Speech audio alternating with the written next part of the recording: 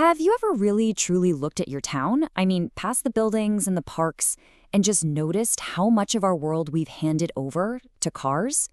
These huge car-dominated landscapes are so normal now, we barely even see them. But trust me, they shape absolutely everything. Just look at this. On the left, you've got this sea of asphalt with a building kind of lost in the middle. And on the right, a place that's alive. You see people, you see green space, you see buildings that actually create a neighborhood. So the question is, which one of these do we really want more of? Because this doesn't just happen by accident, it's a choice. So how did we end up making this choice over and over again? Well, a lot of the time, that choice was actually made for us by a set of invisible rules that have quietly designed almost every city in the Western world. And they all boil down to one thing: parking. Yeah, the main culprit here is something called parking minimums. I know it sounds super boring, but it is one of the most powerful forces shaping your city. These are basically local laws that force builders to create a specific number of parking spots for any new project. We're talking apartment buildings, shops, restaurants. It doesn't matter if people will use them or not. The law says you have to build them. And wow, this image just lays it all out, doesn't it? Up in the top left, you have a classic walkable building, no required parking. But as you go through the other pictures, the city demands more and more and more parking. And what's the result? The buildings become these lonely islands floating in a vast ocean of asphalt. We are literally designing our cities for empty cars instead of for people. It's wild when you see it like this. Now, here's the crazy part: the cost. All that space for a car. It isn't free, not even close. It costs thousands of dollars to build each spot, and that cost gets hidden in everything. It's in your rent, it's in the price of your coffee, it's in your groceries. You know, the organization Strong Towns put it perfectly. In a lot of cities, my car pays cheaper rent than me. We're all subsidizing car storage, and everyone pays the price, even if you don't own a car. Okay, so to see how this all plays out in the real world, let's take a trip down to New Zealand, to a place called Manukau. Its story is just a perfect case study of how a city gets built around the car and, more importantly, how it can decide to choose a totally different future. So let's do a quick time travel, right? Back in 1959, Manukau is basically just rural farmland. But then, by 1981, things are picking up, and you can already see those giant surface parking lots starting to appear. Flash forward to 2010, and boom, the transformation is complete. The heart of the city is now just a collection of buildings adrift in that same sea of parking we've been talking about. And seeing it side by side like this, it's just staggering. On the left, you've got the green, open countryside of 1959. On the right, the endless sprawl of asphalt and rooftops in 2010. In just 50 years, the entire priority of the place shifted from growing things on the land to storing cars on it. And it wasn't just the parking lots themselves, it was the roads connecting them. This is Manukau Station Road. It used to be a major highway. But even after a new motorway was built, this thing stayed as a 4-lane high-speed barrier that just sliced the community in two, making it incredibly hostile for anyone trying to get around on their own two feet. But what if there's another way to do all this? Well, to see a completely different approach, we're going to head over to Japan. Their cities offer a pretty radical and frankly beautiful vision for how people and cars can actually coexist. See, in Japan, they don't have parking minimums. Instead, they flipped the whole idea on its head with something called a proof of parking rule. It's actually super simple.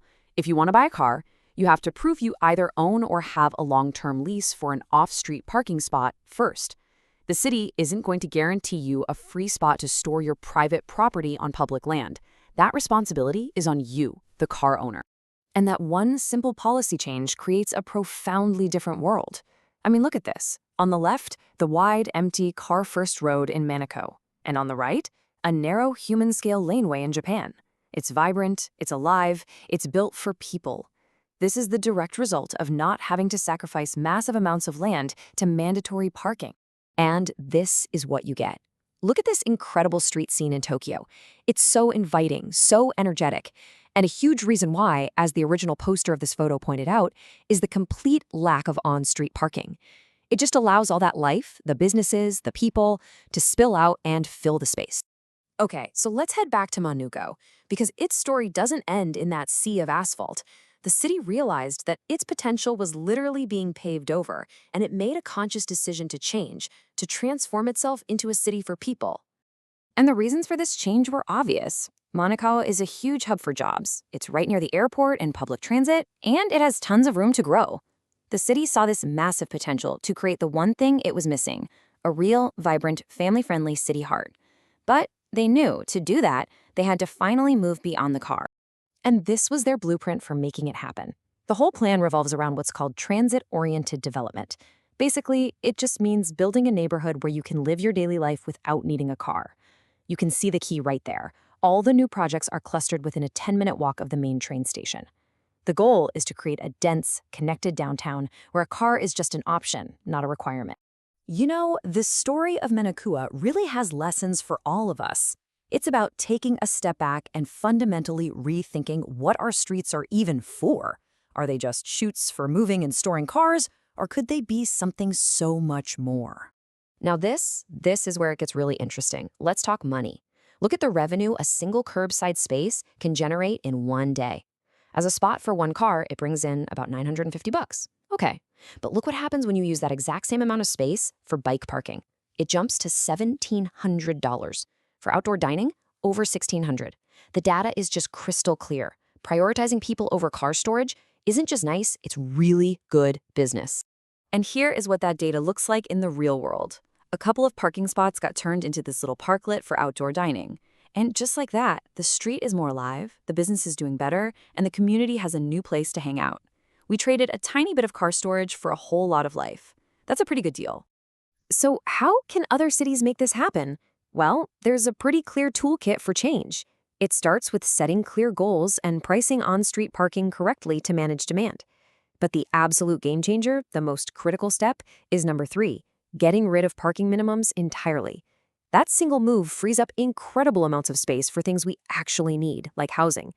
Of course, you have to bring the community along, enforce the new rules, and track your progress to make sure it all sticks. Which, of course, brings us right back to where we started. Back to this choice: a building surrounded by a parking lot or a place surrounded by people. After everything we've looked at, that choice feels even more obvious now, doesn't it? So, if you take one thing away from this, let it be this. The way our cities look and feel isn't some law of nature. It's not inevitable. It's the result of countless tiny decisions, especially those decisions about parking. Our streets are a choice. The only question left is, what are we going to choose?